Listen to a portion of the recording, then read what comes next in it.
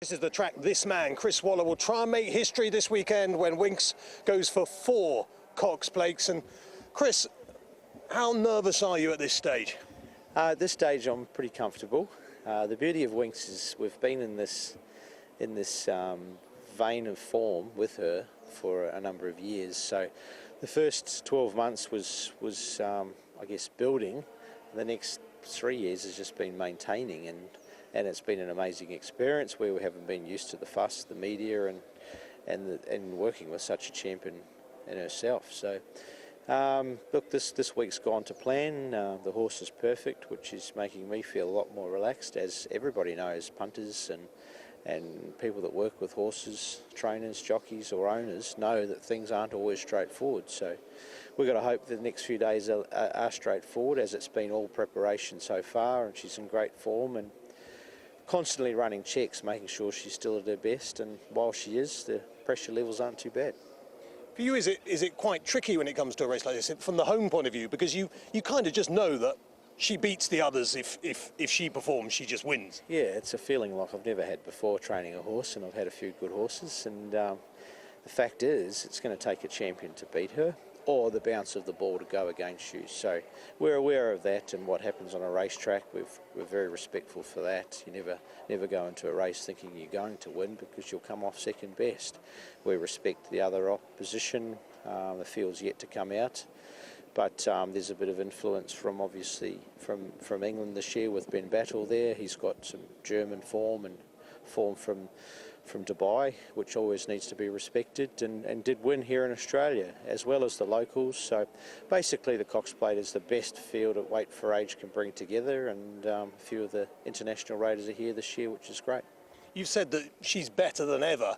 At the age of 7, though, is that realistic, or is that just fighting talk and you're just giving the crowd what they want to hear? Yeah, I shouldn't say better than ever. She's never been better. So I'm not saying she's faster or anything else, but she's simply, the first basically 3 years of her racing career saw her grow and develop. The last 12 months she stayed the same. So she's only stopped growing in the last 12 months, and therefore she's maintained herself well.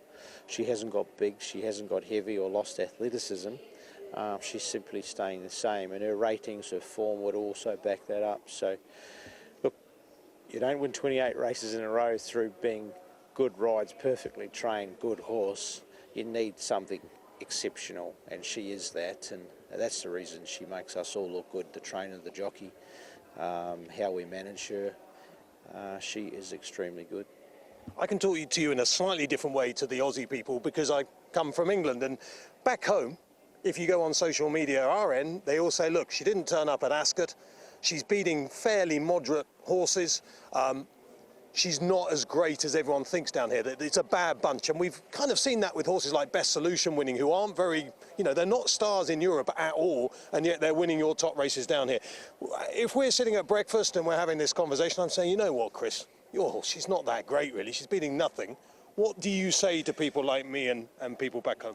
Get on a plane, bring your horse to Australia and see how good you are. I guess... well, maybe we've done that with Benbatl, Chris. Yeah, for sure. And if he gets the upper hand of Winx, then so be it. But I think people got to respect, and do respect, the travel on a horse. So there were some horses that came out from Europe this year for the carnival, and they were on a plane for about 40 hours. They ran into trouble in India with a windscreen of all things. That's enough to flatten a horse, to not have it at peak, perform at its best. Australia sees Winx as a sporting icon, a sporting hero, not just a racehorse, and the expectation for her to be performing at her best is the most important thing. So to put a horse on the plane and go to England, but you've got to remember there are other countries in the world.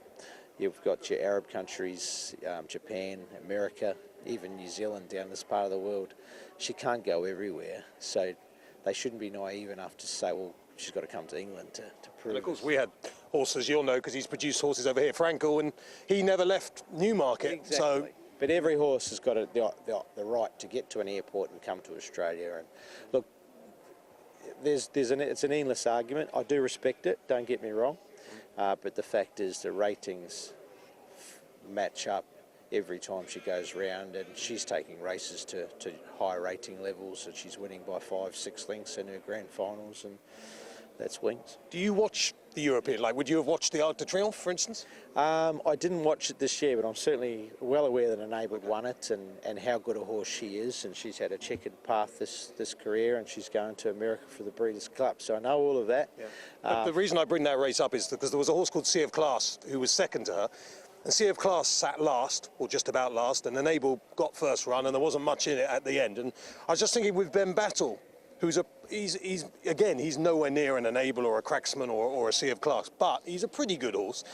Will you be very conscious you won't want to give him 10, 15 lengths or anything silly like that, because you've got to make it up against quite a decent horse? Yeah, the beauty of Winx is we don't get too complicated. She can run an amazing sectional time. She's broken 32 seconds for the last 600 metres in her races often. The more pressure, the better Winx becomes. So I think, like the last 28 races, you don't get too worried about what you're racing against. She has to be at her best, and she'll be okay, and it'll take a champion to beat her. And you're the champion of Australia, which of course is a massive country, so to be champion here means, you know, even more than little countries like ours probably, although our racing much more competitive. You know, you go in history, the Far Laps, Kingston Towns, Mackay Divas, Black Caviars, and now I guess you've got this horse. To be part of that history for you, as a guy who basically started with nothing as far as I can tell, and, you know, just about paid the rent in your early days as a strapper, to be part of that Australian history, how does that make you feel inside? Because you don't get emotional, do you? You're not a man collapsing or anything. It's hard to think what would, you know, a bomb could go off and you just go, hey guys, I'm Chris Waller. Post-race, when it all hits you, I do get quite emotional, and if I get to interview on Saturday, Chris, I want tears, okay? I want tears.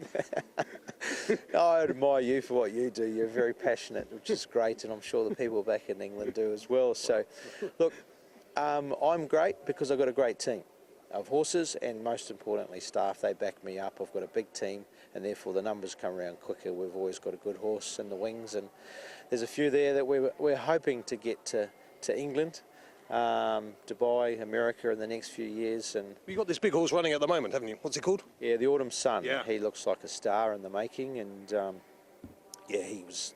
They were questioning why he didn't run the Cox Plate, but the fact is he's only 3, and putting him up against these types of horses, in my opinion, is just a bit early for a horse like him. But he's one to watch out for a race like the Queen Anne, perhaps. Because the problem for him, just slightly, is that he's much younger. But funny enough, I've been trying to persuade them for the Commonwealth Cup to change the age there slightly, so that the slightly older Australian horses could run in our Commonwealth Cup. Because the age is really hard for you, isn't it? You're a young horse when you come over for the Queen Anne. Yeah, 6 months difference for a young horse is a big thing. Once they get to 4, I don't think it's irrelevant. Well, certainly not relevant. But in those earlier ages, yeah, it makes it a bit harder.